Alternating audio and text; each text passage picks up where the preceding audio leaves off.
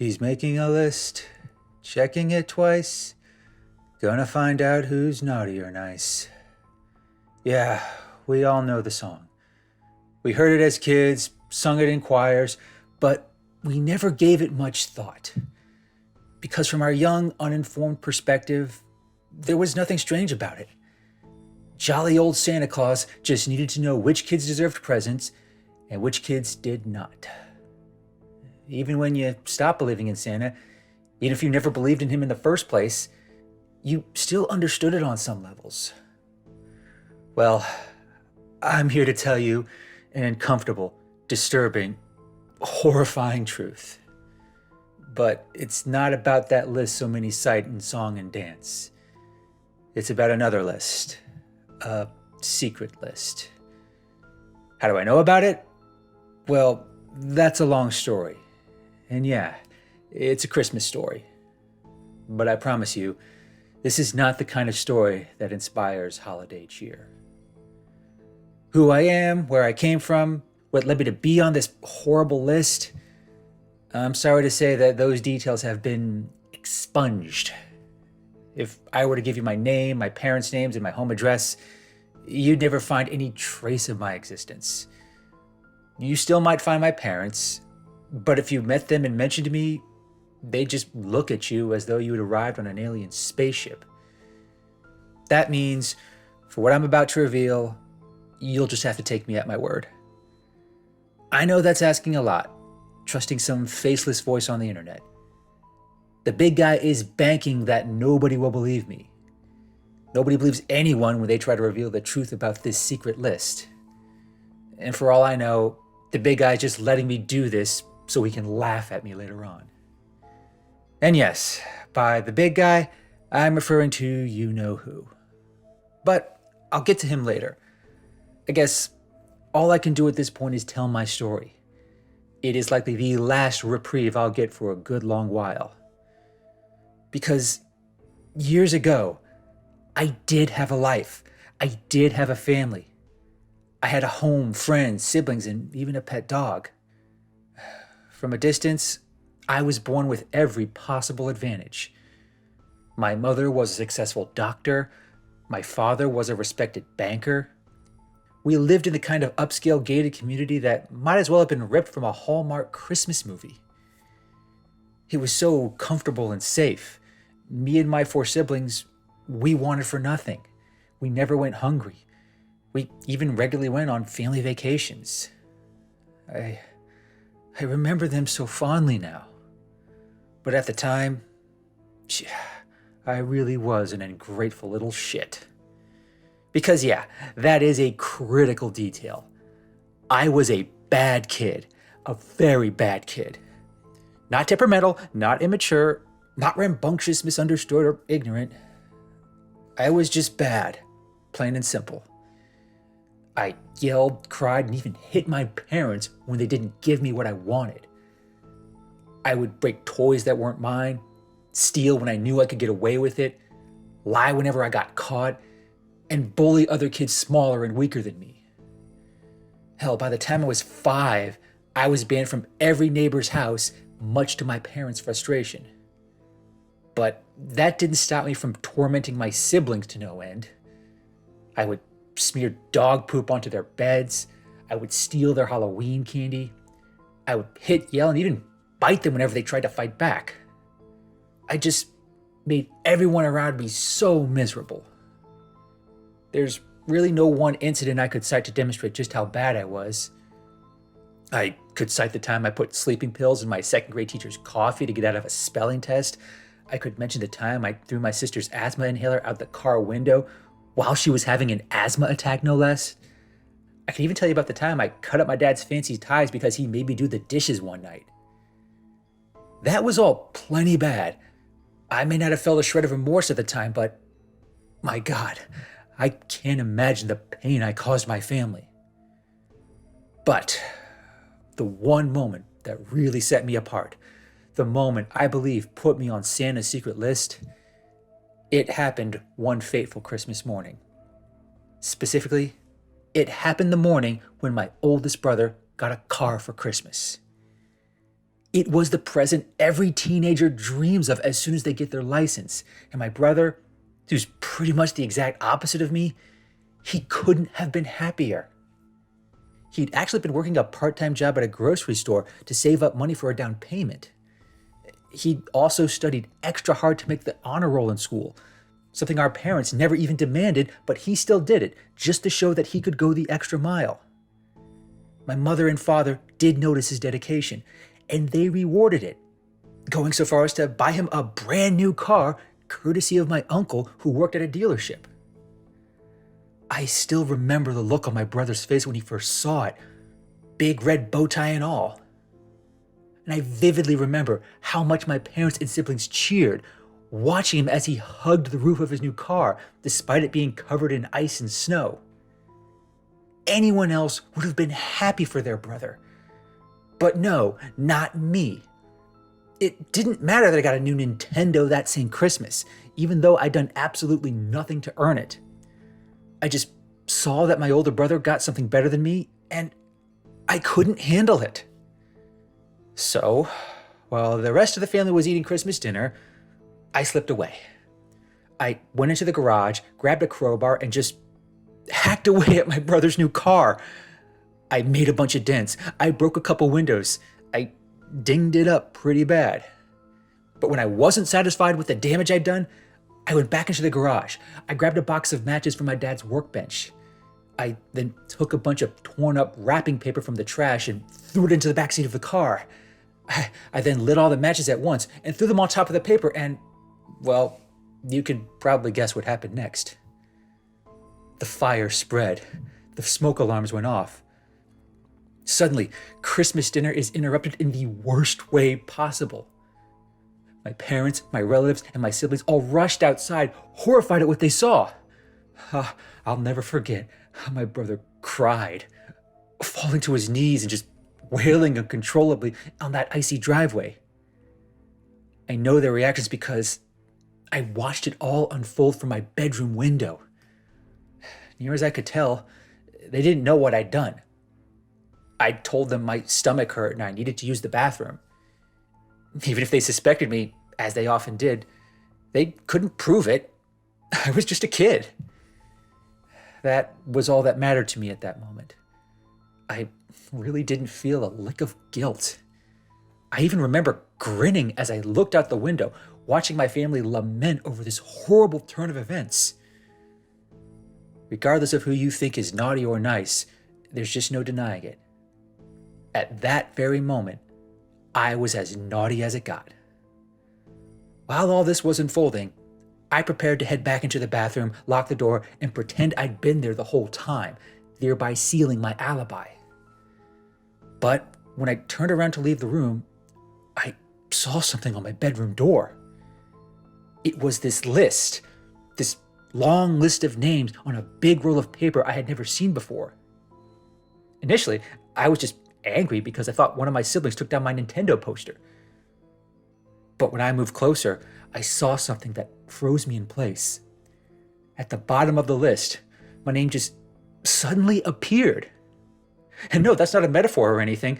It just magically appeared before my eyes, as if written by a ghost. My full name in perfect handwriting. I blinked a few times, thinking my mind was playing tricks on me. Then I felt this large, imposing shadow cast over me. I know at that moment there was someone in the room, someone who shouldn't have been able to get inside through a closed window. I then feel fear the likes of which I'd never felt before in my life.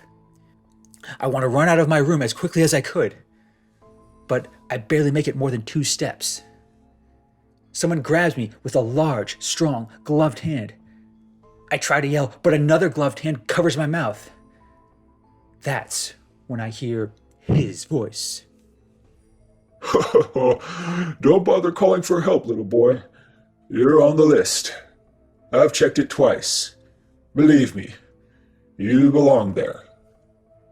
I then feel myself picked up off the floor as though I weigh nothing. I'm then thrown into this sack or something. But before everything goes dark, I get a glimpse of him. And he was unmistakable. The red coat, the red hat, the white gloves, the big white beard. It was really him. It was Santa Claus, in the flesh. But from what little I saw, he did not look very jolly. Everything after that gets a little fuzzy. I think I remember being carried somewhere. I don't know if it was up a chimney, on a sleigh, or through some magical portal. But I definitely remember being outside for a while. I also remember it steadily getting colder and colder. I swear the wind howled louder with each passing second, as though we were flying through the belly of a beast. I was scared, so scared that I started crying uncontrollably. I kept my eyes closed tightly and hitting myself in the head, trying to wake myself up from this nightmare. But this was real. This was happening. And just when I think this could be all a dream, I hear him again, laughing and singing. Ho, ho, ho! Merry Christmas to all, except to all those on Santa's special list. His secret special list. Ho, ho, ho. I don't know how long I remained trapped in that sack. Time kind of got away from me. I think I passed out a few times, from fear, shock, or some combination of the two. But it wasn't until we arrived that everything went totally, completely dark. Was I knocked out? Was I hypnotized? Did jolly old Saint Nick hit a naughty kid over the head so hard that he knocked him out cold? I honestly don't know. And I don't want to know. Because when I woke up, I found myself in this strange room. It's cold, dark, and damp. And I'm scared and anxious, crying for my parents, the same parents I tormented at every turn. I also realized that I'm not wearing the same clothes I'd been wearing earlier. I was now in some kind of uniform. It looked like one of those elf costumes you see mall employees wear during the holidays. But this one, well, it fit me a little too well. I try to tear it off on the spot, but then he enters the room. And yeah, it's him, Santa Claus, still in that distinct red coat and hat. But the way he looks at me, the way he looms over me, it's anything but jovial. You've been a very, very naughty boy, you. For many years you've been on the wrong list. You've had many chances to get off of it, but you refused every one of them. Instead, you just kept choosing to be naughtier and naughtier. I open my mouth to respond, but no words come out. I used to be very good at making excuses and faking remorse. That might work on teachers, neighbors, and relatives, but it won't work on Santa Claus. He then comes in closer. Everything feels cold again, and I just cower under this man. Little boys and girls like you are a special kind of naughty. 'Tis one thing to be selfish, ungrateful, and spoiled, but to willingly harm others who are nice, especially those within your own family, oh, that's a naughtiness that cannot continue. The way he says those words, and the force behind them, they hit hard. For the first time in my life, I feel it. Regret, guilt, and all the pain that comes with it. It may have come far too late, but I do feel it. And there are just no words to describe it. I'm so distraught that I barely notice when Santa grabs me by the collar and drags me out of the room. That's when I find out where I am. It's Santa's workshop, but trust me, it is nothing like you're imagining. It's less a workshop and more a factory, full of endless rooms and corridors, each containing a row upon row of machines. They're all churning out all these things. Some are toys, some are electronics, and some are, hell, I still don't know. But the ones doing the work, the elves as we call them, they're not what you think they are. Picture people with the stature of children, but the physique of someone old, decrepit, and utterly joyless. Some are male, some are female. It's actually hard to tell which is which. But they're just all moving about, working, toiling, and lamenting. Their faces are wrought with a mix of pain and sorrow, their skin forever scarred by endless tears. I later find out that some have been suffering like that for years, decades, centuries even. I later find out that some of them have been suffering like this for years, decades even. A few might even be centuries old. Some look up and see me, and I nearly throw up at their horrific complexion. But they don't even flinch. They're just so broken, so lost and defeated. They're dead in everything but mind and body. But Santa, he just smiles and laughs. Take a good look. Everyone you see here, they too were on Santa's secret list. They were so naughty, too naughty for their own good. They were destined to only cause trouble and strife to those around them, so much so that even those on the nice list were affected. Such imbalances cannot continue. The world can only handle so many naughty children. With each step we take, the scope of the horror becomes clear. These elves, these naughty kids who are no longer kids, they were the worst of the worst, the one destined to become a burden and a blight on all those around them. And knowing all the horrible things I did, I can't even imagine the egregious deeds they must have done.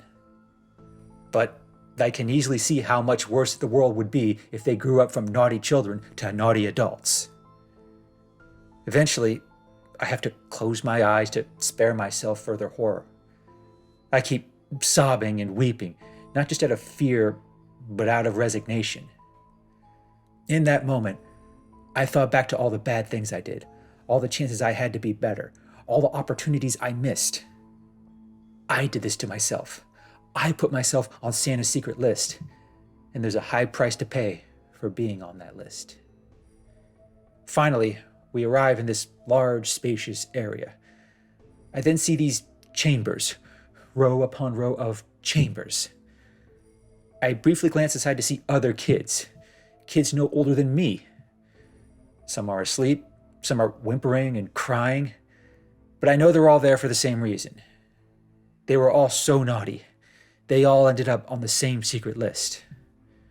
And once we get to an empty chamber, Santa shoves me inside. But I offer no resistance. I am resigned to my fate now. But before the doors close, Santa reaches into his pocket and pulls out a stack of photos. He then sets them on the floor in front of me. I don't want to look at first, but I have to. And what they reveal ensured I would never, ever escape. Whatever regret you might feel for your naughtiness, take solace in this. As of this moment, your family no longer remembers you.